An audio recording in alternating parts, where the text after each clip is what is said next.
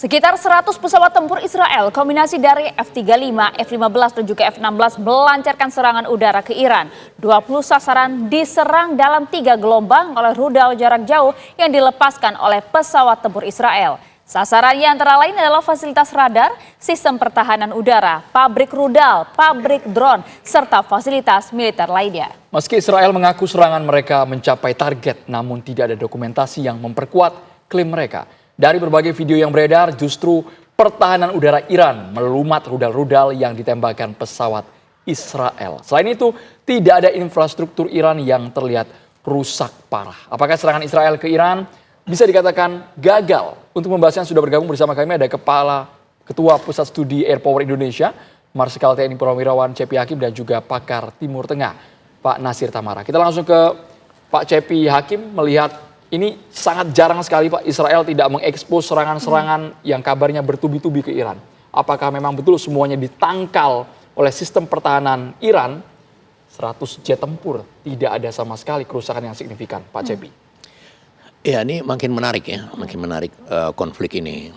Dan kalau kita telusuri berita-berita belakangan sebelum Iran diserang atau sesudah Iran menyerang Israel, itu kan ada kunjungan tim Rusia ya, termasuk kepala ketua Dewan Keamanan Rusia, Sergei Shoigu kalau nggak salah.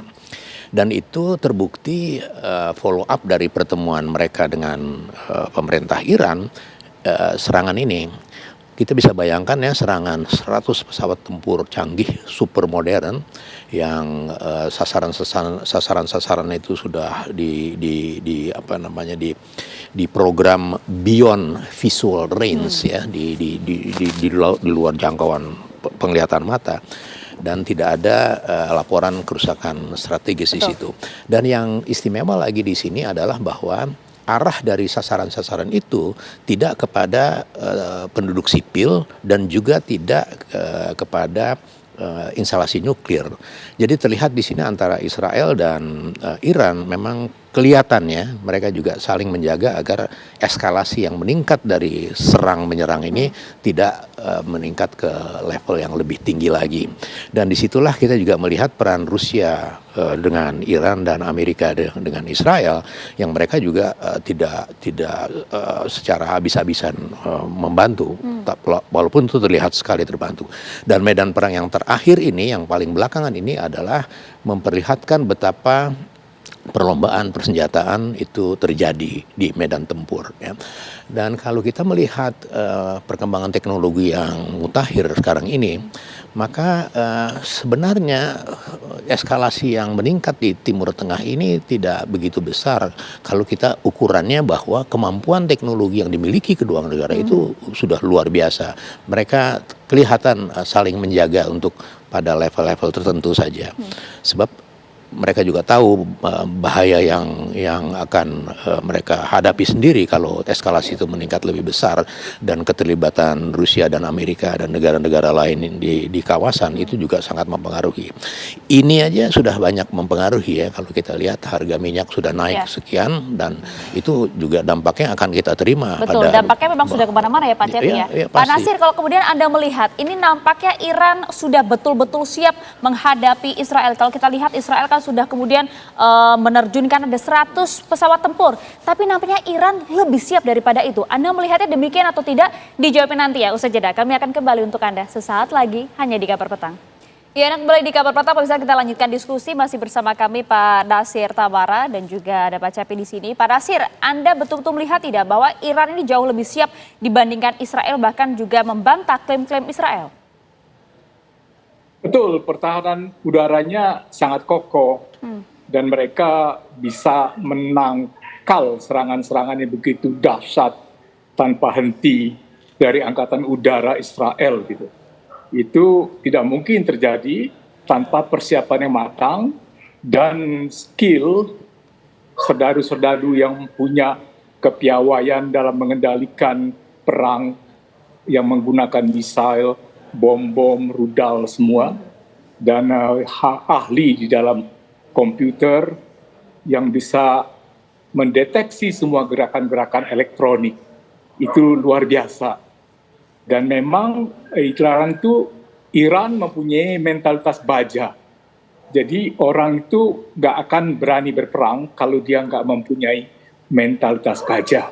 Yang kedua, bahwa Iran itu kan sudah tahu betul bahwa dia akan diserang oleh Israel. Jadi mereka udah bersiap-siap.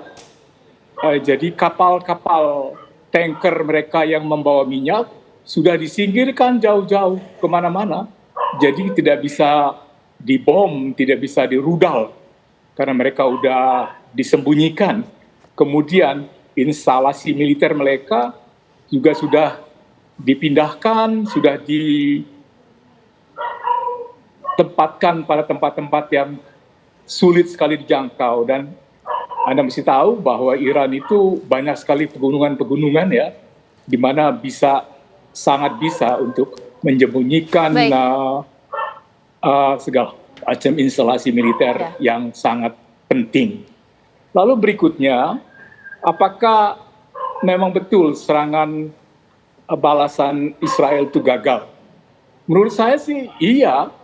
Tadi kita sudah mendengar Pak Cepi, itu kan serbuan yang masif gitu kan, luar biasa. Dan saya sudah lihat pernyataan dari panglima perang mereka akan all out menyerang instalasi militer, minyak, semua. Dan kenyataannya kan nggak ada bukti-bukti fisik.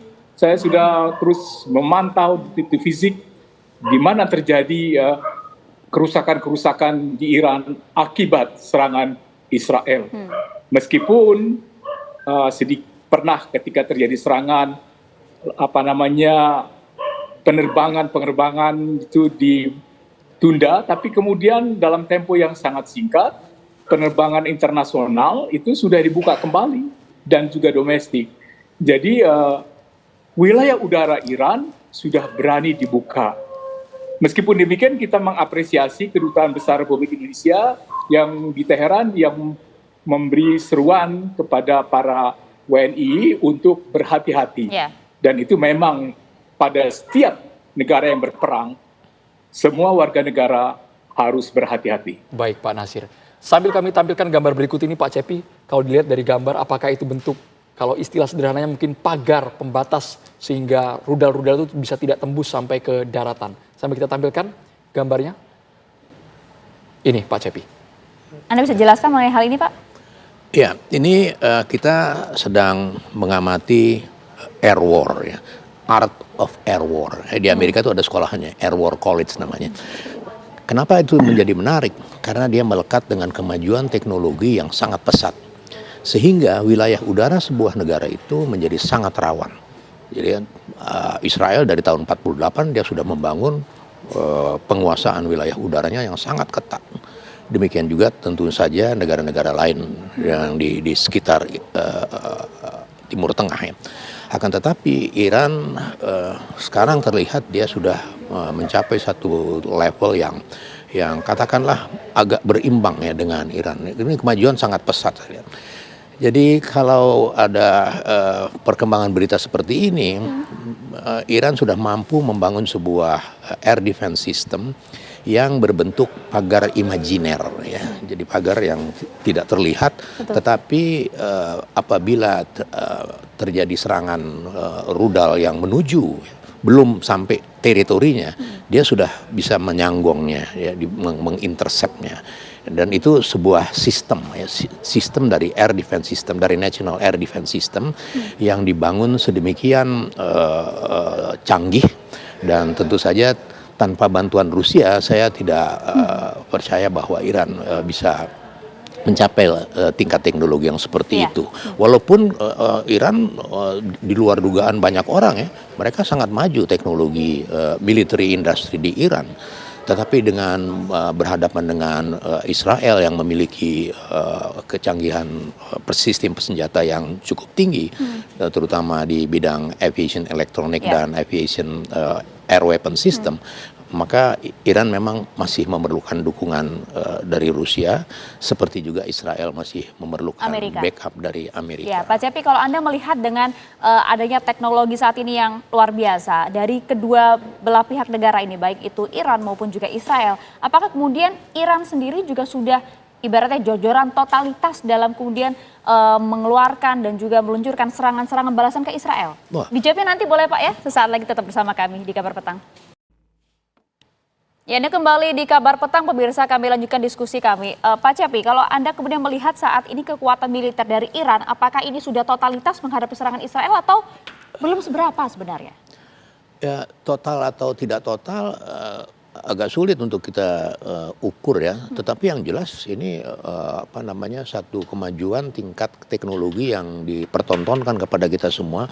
Bagaimana Iran mempunyai kemampuan untuk menangkal serangan dari Israel. Dan Israel itu pasti dia kaget dia dan sangat kecewa dengan, bayangkan ya, 100 pesawat yang didesain untuk menyerang sasaran-sasaran strategis itu ternyata tidak memperlihatkan hasil yang seperti yang mereka inginkan. Dan ini kan bukan pesawat biasa juga ya Pak? Oh ya, ini F-35 tuh yang sangat canggih ya. Dan F-16, F-15 yang dimiliki Israel juga itu dari versi yang berbeda. Mereka cuman katakanlah beli bodinya doang dari Amerika, dan dia meng-create sendiri teknologi persenjataannya. Dan itu banyak yang dia kerjakan oleh Israel seperti itu. Dan dia sangat yakin bahwa dengan kekuatan udara yang dia miliki itu, dia bisa menguasai Timur Tengah. Tetapi dengan kejadian kemarin ini, itu saya pikir mereka akan berpikir ulang, ada apa nih sebenarnya yang dihadapi ya. Dan ke depan akan jauh lebih menarik lagi. Kenapa? Karena dengan kemajuan teknologi yang begitu tinggi, yang begitu canggih, yang mempunyai kemampuan yang sangat besar, tapi mereka masing-masing bisa menjaga eskalasinya pada tingkatan yang tidak mengundang, tidak memicu ke arah yang lebih besar lagi. Tetapi keterlibatan Amerika sama Rusia, walaupun tidak sepenuhnya terlihat, tetapi itu sangat nyata terjadi di lapangan. Bagaimana sistem senjata Iran dalam pengertian National Air Defense System mereka, dan juga drone, itu pasti ada kolaborasi dengan Rusia. Baik Pak Cepi, kita ke Pak Nasir Tamara. Apakah eskalasi ke depan akan meningkat, mengingat Israel juga akan pikir-pikir ulang karena serangan mereka ke Iran tidak menimbulkan daya rusak yang signifikan? Pak Nasir Tamara. Jadi dalam menganalisis Iran, konflik Timur Tengah dan Israel, pertama kita mesti lihat Iran itu sudah pernah berperang 10 tahun melawan Irak. Dan waktu itu Irak dibantu oleh Amerika Serikat dan Irak yang kalah, gitu ya. Jadi mereka itu sudah mempersiapkan peperangan itu dari tahun 80, sekarang 23, sudah 40 tahun siap perang.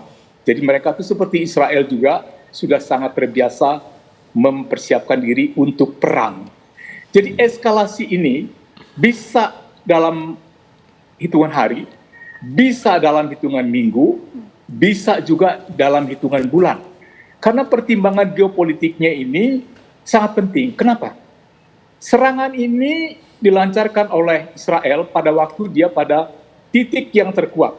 Maksudku, dia baru mendapat bantuan uang dari Amerika Serikat, dia baru mendapat rudal super canggih saat, dan dia juga baru moral pasukannya itu meningkat karena sukses di Gaza dan di Lebanon Selatan.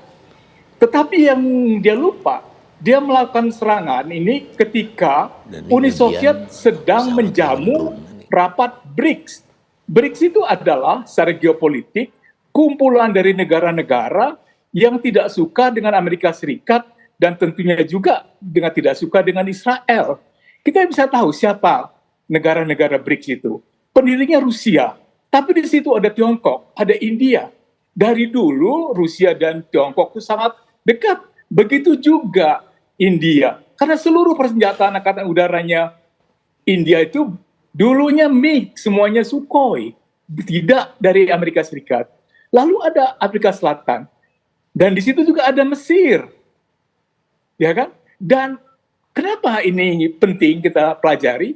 Menteri Luar Negeri kita, Pak Sugiono, sedang di Kazan menyampaikan pesan dari Presiden Prabowo bahwa Indonesia, ini yang saya baca dari sumber-sumber ya, pers, akan melamar untuk menjadi anggota BRICS, gitu kan. Dan kita lihat juga akibat serangan ini, Jordania yang selama ini menangkal rudal Iran yang dipakai untuk menyerang Israel, sekarang dia memprotes serangan Israel. Begitu juga Saudi Arabia, begitu juga Mesir. Jadi kemudian ditambah satu lagi, ini dalam beberapa hari ini akan ada pemilihan presiden di Amerika Serikat. Sedangkan ada negara-negara yang disebut nggak jelas lah, swing state gitu. Salah satunya di Michigan. Di Michigan itu banyak orang Islam Amerika Serikat, banyak juga orang Arab, yang kalau mereka melihat bahwa Amerika terus mendukung Israel, mereka akan mengalihkan dukungannya atau absen, sehingga Partai Demokrat tidak mendapat suara yang cukup untuk mengalahkan Trump. Ya, begitu juga pemilih-pemilih muda Amerika Serikat yang pro-Israel, yang pro-Iran, maksudnya pro-Palestina, Gaza ya, itu pasti juga akan memilih tidak memilih Kamal, dan bahkan untuk mengecewakan mereka bisa memilih Trump. Begitu dua faktor yang harus diperhatikan. Akan semakin lebih menarik karena lagi geopolitik, ya Pak Nasir ya. Ini akan semakin menarik lagi, nanti kita akan lihat bagaimanakah kemudian negara-negara lain serangan antara Iran dan juga Israel ini, akankah kemudian Iran mampu meluluhlantakkan berbagai senjata tempur dari Israel? Kita akan lihat. Terima kasih banyak Pak Nasir, terima kasih juga Pak Cepi atas waktunya di Kabar Petang. Menarik sebenarnya ulasan dari Pak Nasir Tamara, tapi kita ada keterbatasan durasi. Sekali lagi terima kasih banyak Pak Nasir Tamara dan juga Pak Cepi Hakim sudah bergabung di Kabar Petang.